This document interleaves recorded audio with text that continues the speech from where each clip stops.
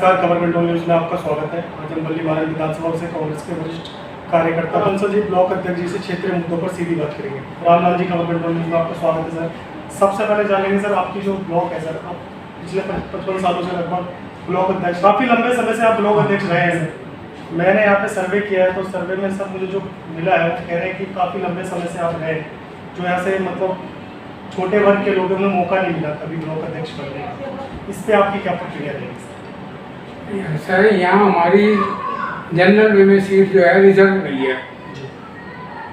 एक टर्म जो है जनरल सीट हुई है, तो इसलिए यहाँ अधिकतर जनरल को ही ब्लॉक अध्यक्ष बनाया गया।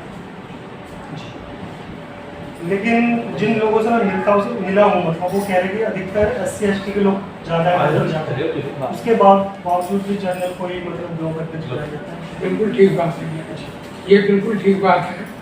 यहाँ मेजोरिटी वोट जो है SC/ST का ही है, इसलिए रिजर्व सीट है। तो ब्लॉक अध्यक्ष जो जनरली जो है, इसलिए जनरल को बनाया जाता है समीकरण बनाने के लिए।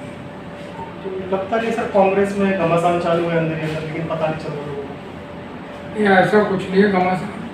हमारे क्षेत्र के अंदर बहुत अच्छा रिस्पॉन्स है कांग्रेस के लिए, कोई दिक्कत नहीं है। यहाँ पर कांग्रेस के लिए जो है बड़ा अच्छा रिस्पॉन्स। ये कॉरपोरेशन का चुनाव हुआ, पूरी दिल्ली के अंदर सबसे ज़्यादा वोट जो है यहाँ रामनगर में हमारे सुलक्षणा सिनंदी जी बैठी है, इनको वोट मिला यहाँ, इनके हस्बैंड है।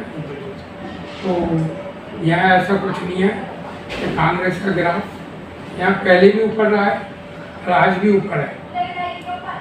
आपसे सर मैं ये भी जानना चाहूँगा कि जब मैं लोगों से मिलता हूँ, कांग्रेस के ही लोग हैं अधिकतर, वो कह रहे हैं जो वरिष्ठ कार्यकर्ता है, जो बड़े बड़े पदों पर रहे, आज भी वो अपनी सीट छोड़ने का नाम नहीं ले रहे, जिससे जो युवा वर्ग है वो कहीं ना कहीं पीछे होते जा रहे हैं, कांग्रेस छोड़ रहे हैं।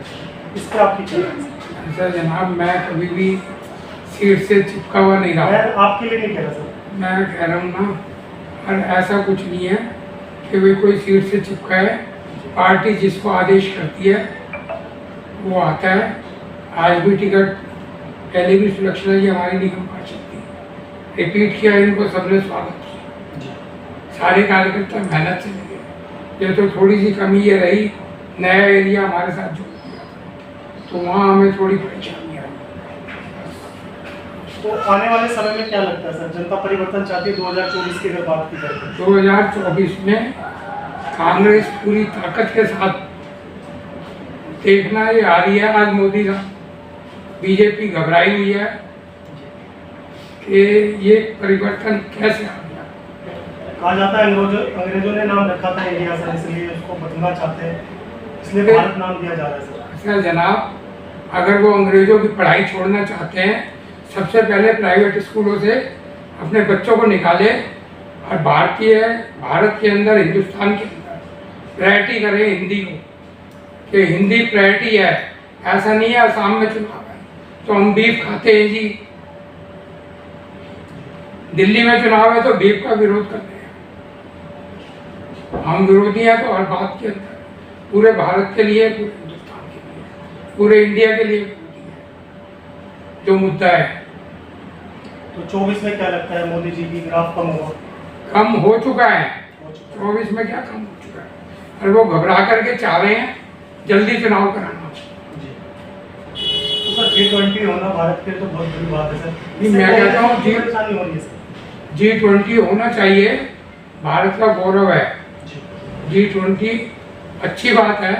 एशिया 82 भी हुआ, कॉमनवेल्थ गेम भी हुआ यहाँ, और ऐसे और भी कितने प्रोग्राम दूसरे देशों के यहाँ प्रतिनिधि हमेशा आते रहे हैं। तो आने चाहिए, हमें गौरव है इस बात का कि ये G20 हुआ है, इससे कोई इतराज नहीं है। परेशानी क्यों हो रही है सर? हमें तो कोई परेशानी नहीं है, हम तो कहते हो गए, लेकिन आज जनता को परेशान किया जा रहा है। मार्केटें बनाए बंद करी, क्यों? जब चीन के वो आए थे राष्ट्रपति, तो गुजरात में ले गए थे, वहाँ दीवारें खड़ी कर दी गई थी कि झुग्गियाँ न दिख जाए उनको, दिखाओ, मैं तो कहता हूँ चुप किया। तो कहीं ना कहीं डर का माहौल है 24 के चुनाव की बात की जाए तो। पूरा बीजेपी के अंदर, मोदी साहब के अंदर पूरा डर का दहशत बैठ गई है। तो जनता आने वाले समय में परिवर्तन चाहती है। परिवर्तन आ गया, आ गया चाहती नहीं है, परिवर्तन हो गया। 24 के लिए 24 के लिए मेरा ये मैसेज है, लोग परिवर्तन हो चुका है और लोगों के सामने कांग्रेस के जो मुद्दे हैं वो उनके सामने हैं। आज राहुल गांधी ने जो भारत जोड़ो यात्रा एक जनता के बीच में 3600 किलोमीटर पैदल चल करके और भरी सर्दी के अंदर, संत महात्मा भी मैं नहीं समझता कोई इतनी बड़ी यात्रा कर पाया है। सर ये क्वेश्चन मैंने हमारी भाजपा वालों से बात है कि राहुल गांधी जी पूरे राज्य को जोड़ने चले, तो भाजपा वाले कह रहे हैं भारत तो पहले से ही जुड़ा हुआ है, किस चीज को जोड़ने निकले राहुल जी। तभी तो वो इंडिया बदल रहे हैं ना, जी तभी बदल रहे आए, क्यों घबराहट हो गई उनको? अगर भारत पहले से ही जुड़ा हुआ था तो क्यों जोड़ने की जरूरत पड़ गई? बिल्कुल सही बात। तो कहीं ना कहीं जरूरत महसूस हुई, तभी जुड़े हैं लोग, तभी इकट्ठे हुए। धन्यवाद सर, आपने समय निकाल कर हमसे बात की। धन्यवाद सर बताइए, अगर आपकी वार्ड की बात की जाए तो आपने अपने कार्यकाल में क्या क्या विकास कार्य किए? हमने अपने पूरे 5 साल के जो भी पब्लिक की परेशानियाँ थी, जो भी इलाके की समस्या थी, पूरी ईमानदारी से हमने उस समस्या का हल किया, उन पर काम किया, काम का अंजाम दिया। जितना फंड हमारे को आता था उसके फंड से बावजूद भी हमने लोगों के बीच में रह लोगों का काम करते हैं। और ये हमारे को दिक्कत रही थी, उस समय पर फंड कम मिल रहा था, लॉकडाउन 2 साल तक लॉकडाउन लगा रहा, जिस कारण फंड नहीं आता है। लेकिन उससे भी ज़्यादा हमने अपनी पूरी ईमानदारी मेहनत से देखिए, पब्लिक से पूछिए हमारे में और उसमें, पब्लिक आपको अंतर बता देगी कि हमारे यहाँ उसमें कितना अंतर है। हमारे काम करने की शैली क्या थी, उनके काम करने की शैली क्या है। हम सुबह 6 बजे घर से निकलते थे, रात को 12 बजे घर में घुसते थे। लोगों के बीच में रहना, लोगों की समस्याओं से लड़ना, लोगों की परेशानियों को दूर करना। पूरे 5 साल हम पब्लिक के बीच में ही रहे। जब भी दिल्ली के अंदर सबसे ज़्यादा वोट हारने के बावजूद हमें पूरी दिल्ली के अंदर सबसे ज़्यादा वोट कांग्रेस के कैंडिडेट को मिला। सर आप लोगों ने इतना विकास कार्य किया, जनता के बीच रहे, उसके बावजूद भी जनता ने आप लोगों को जितवाया नहीं। सर कहाँ पे चूक हो गई आप लोगों से? देखो, जब हिंदू मुसलमान का चर्चा चलता है तो कुछ ना कुछ इधर उधर हो जाता है। और हिंदू मुसलमान इस इलेक्शन में चला, RSS वालों ने हिंदू मुसलमान चलाया, बीजेपी ने हिंदू मुसलमान चलाया, और कुछ इलाका हमारा नया जुड़ गया था जो 4 से 5 पोलिंग जुड़ गए थे, वो हमारे को थोड़ा सा नुकसान देकर। तो वो मुस्लिम वोटर थे सर? नहीं, मुस्लिम भी थे और हिंदू वोटर भी था। तो सर ये माना जाए कि जो मुस्लिम कहीं कांग्रेस के साथ रहा करती थी, आज आम आदमी पार्टी में कन्वर्ट होती जा रही है। हाँ ये तो है, लेकिन अब वो उनका भी ध्यान वहाँ से केजरीवाल जी की तरफ से हट रहा है। उनकी भी नीतियाँ केजरीवाल जी की सामने आ रही है। वो तो मोदी साहब तो है ही सबसे बड़े खिलौनेबाज, उनसे बड़े छोटे साहब है ये। किस तरह से उनका वोट बैंक अपने आप वापस लेंगे? कुछ है योजना बनाई आगे के लिए आप लोगों ने? अब उनके जो भी तो उन्होंने हर चीज़ फ्री कर रखा दिल्ली में सर।